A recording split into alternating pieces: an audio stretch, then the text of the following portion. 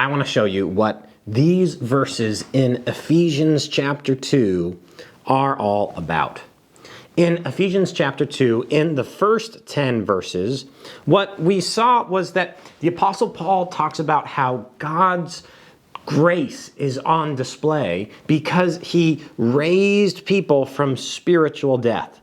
And because he did that, all Christians, all true Christians, have only God's grace to thank for their salvation. No one can boast about themselves. Hey, look at me. Look how great I am. Look at what I did to save myself. God raised us from the dead, and so no one can boast or look down at other Christians.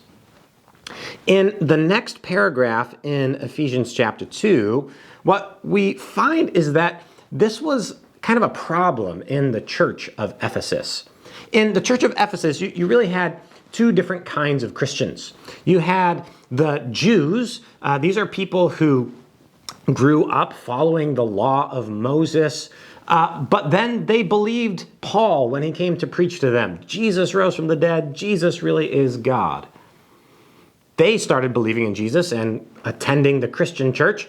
But then there was also the Gentiles. These are people who grew up really as pagans, not living a pure life in any way. And now they believe in Jesus, that Jesus is God. And so you have Jew and Gentile, and they both believe in Jesus, but they don't get along. There's a real hostility and arrogance towards one another. And Paul, in this text, he writes in order to address that problem. Let's take a look at how Paul addresses this problem in the Ephesian church. Here in verses 11, 12, and 13, Paul is urging the people in Ephesus to remember things. Really what he's trying to do in these verses is he's trying to show them that they have no room for arrogance. And so he's reminding the Jews and he's reminding the Gentiles, there's no room for arrogance. Jesus saved us by grace. We can't look down on others. And both the Jew and the Gentile need to remember this. And so he calls them to remember. Now, really what's going to happen here is he's saying, remember Gentiles. But before he gets to that, he goes on a little bunny trail. And this little bunny trail is meant actually to address the arrogance of the Jews. And so he's going to do that. And then he's going to get back to verse 12 to his main point, things that he's trying to remind the Gentiles of. Both reminders to each that neither has room for arrogance. Really, first in this little bunny trail, before Paul reminds the Gentiles of some things, he's actually kind of talking to the Jews. He says, therefore, remember that at one time you Gentiles in the flesh, called the uncircumcision by what is called the circumcision. Okay, stop there.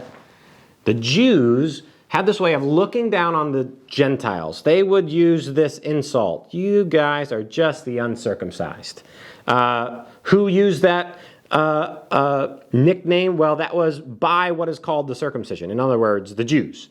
So the Jews would use this nickname for the Gentiles. You are just the uncircumcised. In other words, you guys might be at a lot of things. You might be able to build big, huge temples, great, but you are not a part of God's family. You are not right with God. And so the circumcision, the Jews used to say this about the Gentiles. They kind of would look down on them with arrogance. But here's the thing about circumcision.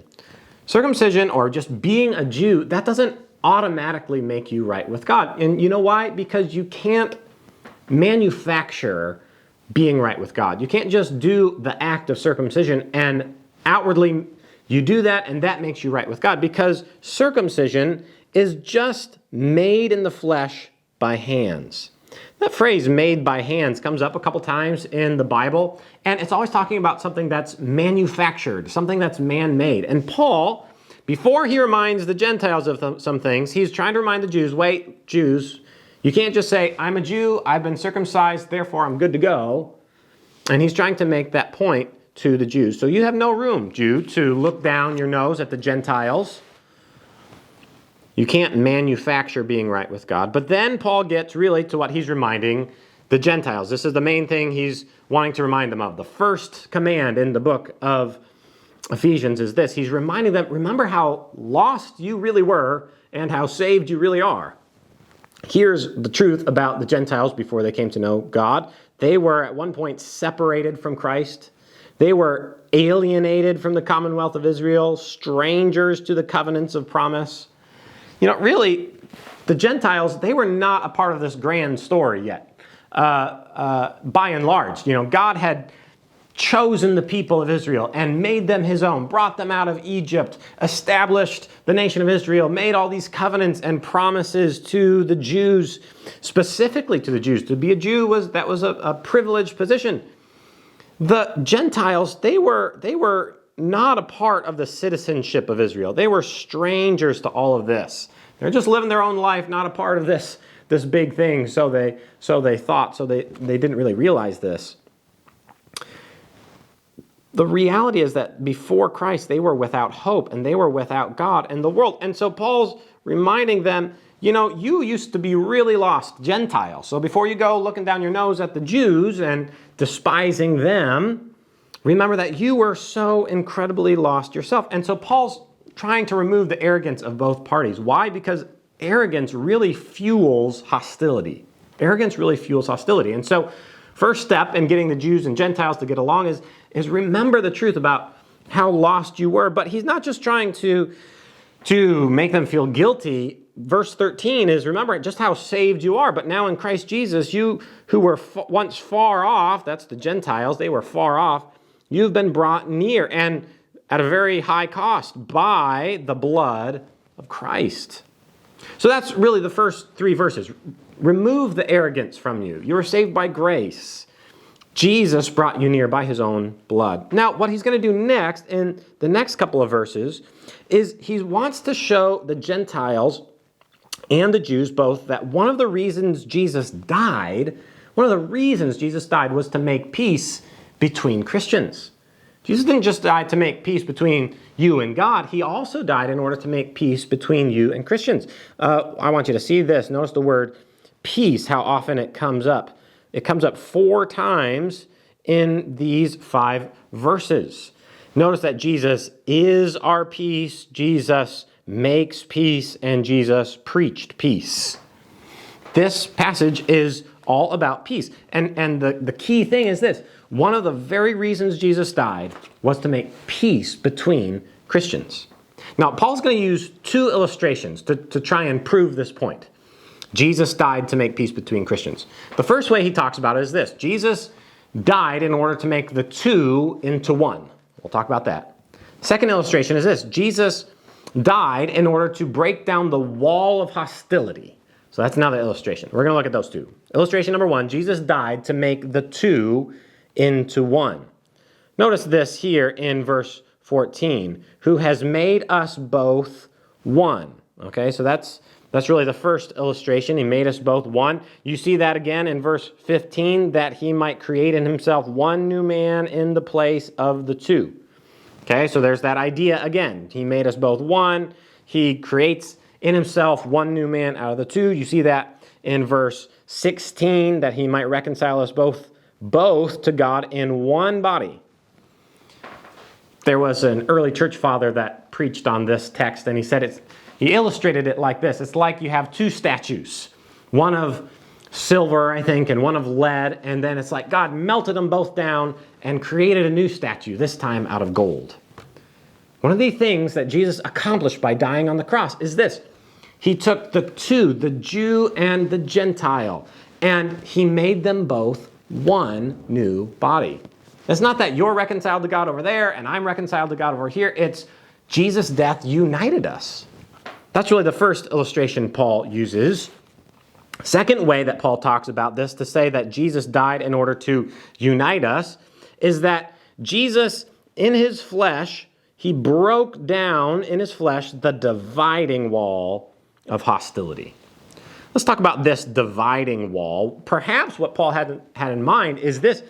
In Jerusalem, on the Temple Mount, there were places for where the Jews could go and worship, but the Gentiles could only go so close. And there was an actual physical wall. And if a Gentile walked past that wall, there was actually the death penalty. And we have actually found, it's amazing, we found these signs that would have been posted there. and shows this. So there was an actual dividing wall, and that wall represented in the temple a lot of the hostility between Jew and Gentile. I think really, though, what aggravated the animosity, the hostility between Jew and Gentile was the law. And Jesus, when Jesus died on the cross, notice how he broke down the hostility, the wall of hostility. He did this by abolishing the law of commandments expressed in ordinances. When Jesus died, the results that we're no longer under the Old Testament law. See, the law really aggravated the hostility between Jew and Gentile. When Jesus died, what he did is he broke down, he abolished the law, he nullified the law. It's not that he destroyed it, it's that he made it so we're no longer under the law.